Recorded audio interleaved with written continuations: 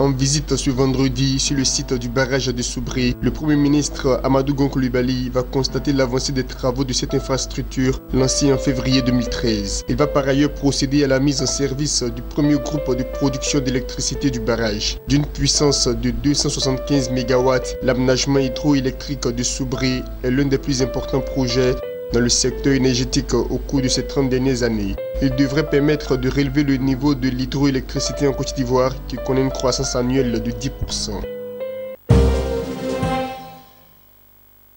Le gouvernement ivoirien a invité les fonctionnaires et les populations vivantes en Côte d'Ivoire à faire preuve de patience en les rassurant sur sa ferme volonté de trouver un accord avec les fonctionnaires sur la question du stock des arriérés dans quelques jours. Pour le porte-parole du gouvernement, le ministre Koné Bruno Nabagné, les discussions entre le gouvernement ivoirien et les syndicats des fonctionnaires se déroulent normalement.